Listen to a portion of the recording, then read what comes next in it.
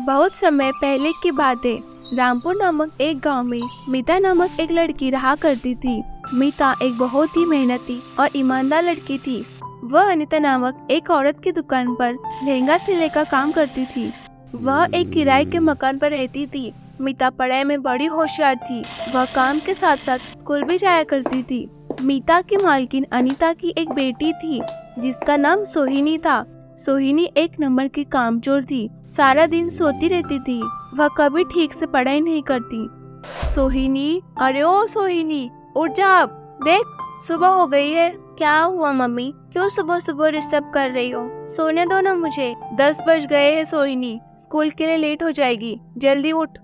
सोहिनी रोनी शक्ल लेकर उठ जाती है और फ्रेश होने चली जाती है।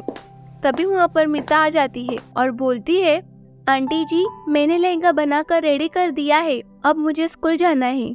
कितनी मेहनती बच्ची है, काम भी करती है, पढ़ाई भी करती है, और एक मेरी बेटी जो पूरे दिन सोती रहती है।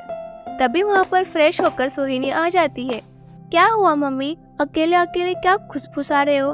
Shut up. एक वो मीता है जो पढ़ाई भी करती है और मेरे दुकान पर काम भी करती है, और एक तू है जो बस सोती रहती है। अरे मेरी भोली मम्मी, आपको पता है पढ़ाई करने में कितना मेहनत लगता है, और मैं रात भर पढ़ती हूँ, इसलिए उठ नहीं पाती। नहीं, मुझे कैसे पता होगा? मेरे लिए तो काला अक्षर भैंस बराबर है ना। बड़ी आई, जा अब स्कूल, नहीं तो देर हो जाएगी। यह सुन सोहिनी वहाँ से चली जाती है। मीता और सोहिनी एक ही स्कूल में पढ़ते थे। थोड़ी देर बाद स्कूल में रिसेस हो जाती है। मीता बगीचे में बैठकर किताब पढ़ रही होती है। यह देखकर सोहिनी एकदम चिढ़ जाती है।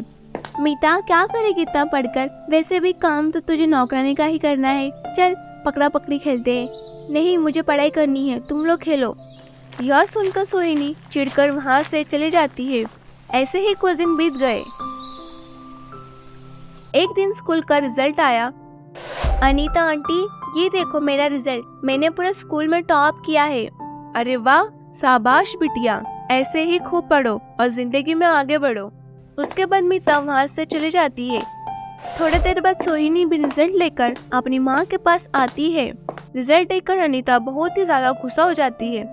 शर्म नहीं आती तुझे? तू फेल हो गई है। एक वो मीता है, पूरे दिन दुकान पर काम करके भी उसने टॉप किया है।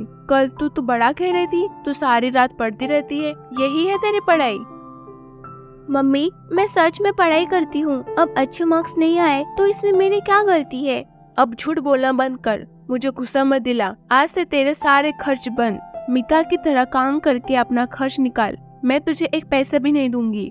यह सुनकर सोहिनी वहाँ से चली जाती है और अपने कमरे में आकर कहती है, इस मीता ने तो मेरा जीना दुश्वार कर दिया है। जब देखो मम्मी उसके ही गुणगान गाती रहती है, इसकी तो बैंड बजानी ही पड़ेगी।